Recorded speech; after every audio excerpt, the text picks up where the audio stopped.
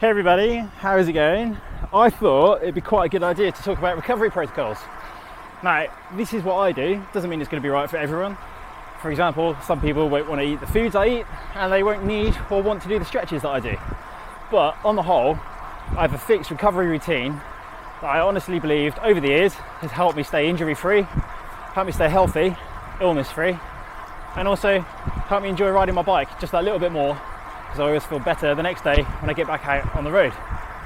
Now in my mind, recovery doesn't necessarily start the second you finish your ride, it actually starts before you get home. So the last 10 to 15 minutes on the ride, you can start to include a little bit of light pedaling, help bring your heart rate down, help flush your legs out. But actually what I really believe is the most important in that final 10 to 15 minutes, depending on how hard you've been training and how long you've been out, is to actually have a little snack. In 2014, I lost most of my season to illness, and I honestly believe it's because I spent a lot of time trying to run my system a little bit too lean, as it were, so not actually fueling quite enough, meaning that I get to the last hour of a ride and it'd be kind of touch and go as to whether I can make it home without needing to stop and buy extra food.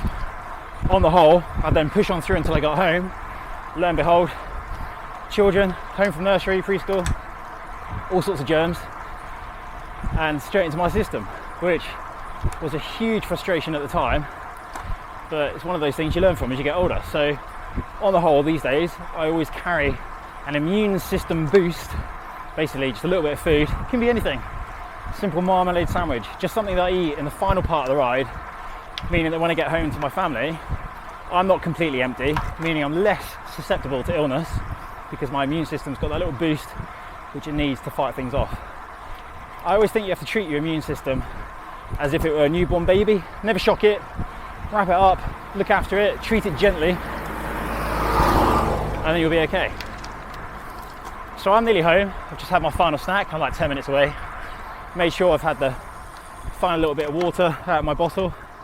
It's been an endurance ride and it's been pretty warm, as you can see, so hydrating properly at the end of today's ride is going to be important. It'll be 4.5 hours by the time I get home. But there's a lot more to recovery than just making sure I have a snack. Depending on when you're training, it's going to incorporate proper stretching and maybe some extra exercises. And your recovery never really ends until the start of your next ride. Certainly if you lead a busy family, active lifestyle with work and other commitments, I think it's fair to say that most of us in this day and age, and that includes professional athletes, have more of a drain on our time than ever before. There are always more commitments in life, it seems, making recovery that little bit more important. So in the last 10 to 15 minutes on a ride, generally I'll choose slightly less severe terrain. I won't normally include any efforts, certainly if it's been an endurance ride like today. As I said, 4.5 hours, lovely weather. So I'll start to spin down gently, no longer push it over any of the climbs. And it's not like I'm missing out on any training stimulus, it's just I'm now preparing for the next day. As it is, tomorrow is actually an easy day.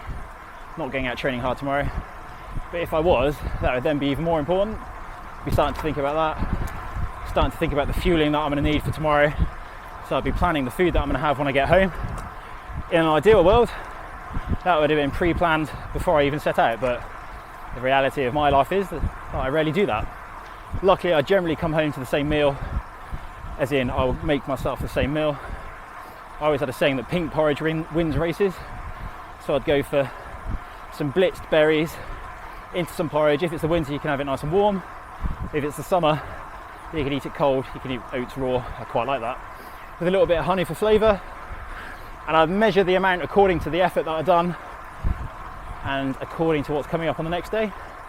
So if it's only an easy day tomorrow, don't really need to fuel a huge amount after a ride, certainly if it's been a fairly gentle endurance ride. But had it been a really intense ride and I completely emptied my stores, I definitely want to refill with something a little bit more substantial.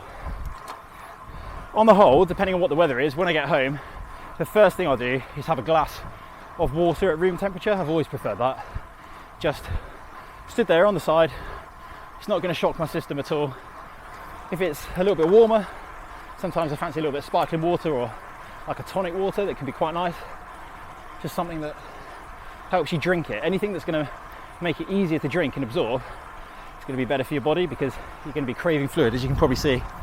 Sweat out quite a bit of salt. So if I had an electrolyte drink at home, that would be absolutely ideal as well.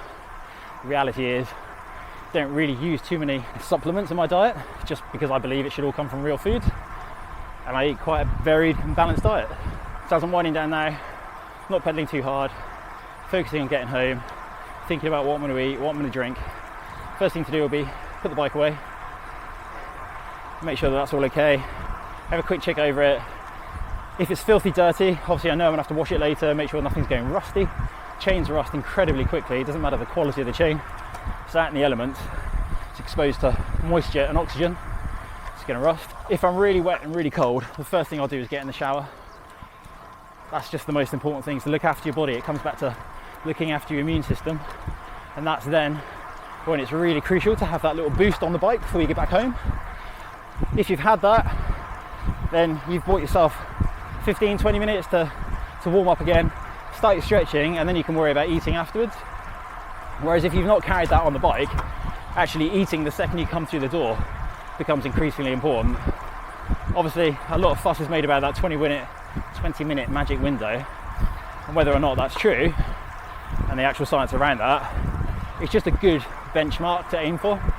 In other words, you want to consume something as soon as you can, just to make sure you're replenishing your stores and looking after your immune system again. Really important.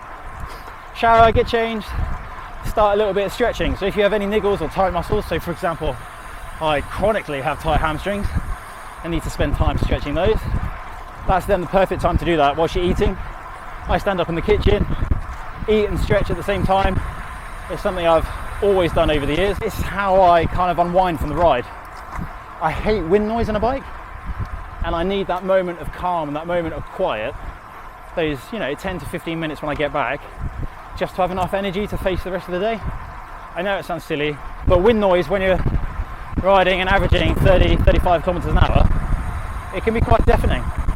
It's louder than having music in your headphones, that's for sure. So relaxing, staying calm, showered, stretched and fed, and then planning out the rest of the day are my key pointers. I'm sure it's not the perfect recovery ride routine, but it's the one I use. It's the one I've enjoyed for years, and it's the one I believe in. I'd love to know what your thoughts are on it. If you think I could do anything to change it, I mean, it's been 24 years that I've done it. It's never too late to learn something new though, is it? And I'd also like to know, is this something you'd like to give a go yourselves? Is this something you're interested in trying? Drop a comment down below, and I'll see you again soon.